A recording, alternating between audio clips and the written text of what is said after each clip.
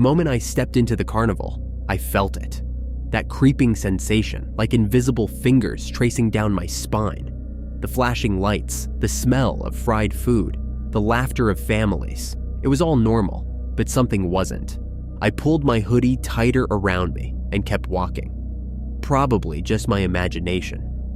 I played a few games, won a stuffed bear I didn't really want, but the feeling never left. It was when I got in line for the Ferris wheel that I finally saw him. A tall man wearing a dark hoodie, standing by the carousel. He wasn't with anyone, wasn't playing games, wasn't eating, wasn't smiling. He was just watching. I looked away fast. Don't be weird, I told myself. Maybe he was just waiting for someone. But when I stepped off the ride, he was still there, watching. I forced myself to keep moving. I went to the food stalls, bought some fries just to have something to do with my hands, took out my phone, pretending to text someone. When I glanced up, he was closer, not too close, not enough to be obvious, but enough. I swallowed hard and started walking, not toward any ride or game, just away from him. I weaved through the crowd, dodging groups of kids and couples taking selfies. I made random turns, trying to lose him. Then I stopped at a cotton candy stand and casually glanced over my shoulder. He was still there. A little closer now. I felt my stomach tighten. Okay, I'm not imagining this. This is real. I tried to think. Should I tell someone? A security guard? But what would I say? Some guy is watching me? That's not illegal. It's not even that weird. I took a deep breath and kept walking, faster this time. I headed for the exit, my heart hammering. I could feel my legs trembling. I needed to get out of here. Then my phone buzzed, a text from an unknown number. Leaving so soon? I stopped cold. My chest locked up, and for a moment, I forgot how to breathe. Slowly, my head turned, scanning the crowd. He was gone. The breath in my lungs felt stuck.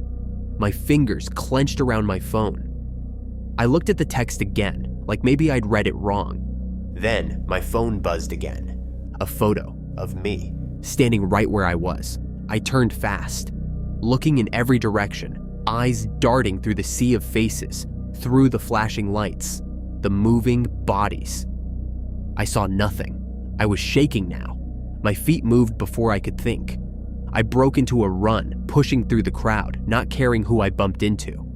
I sprinted past the ticket booths, across the lot, and practically dove into my car. The second the doors locked, I gasped for air. My hands were shaking so hard I could barely grip the wheel. I checked my mirrors. The lot was still full of people. Nobody was coming. Nobody was near my car. But I didn't feel safe. I turned the engine on, my breath still ragged. I didn't look at my phone again until I was halfway home. Another text. See you next time. I didn't sleep that night. The next morning, I checked the news, still hoping I had imagined it all. Then I saw the headline. Carnival attendee reported missing, last seen Friday night. My stomach dropped. The photo attached to the article showed a girl about my age, brown hair, friendly smile. I'd seen her. She'd been in line behind me at the Ferris wheel. The article said she left the carnival alone, that her car was still in the lot. The police had no leads. I locked my doors, and that's when I noticed something on my window. A smudge. A handprint. Right next to where my face had been when I was sitting in my car last night.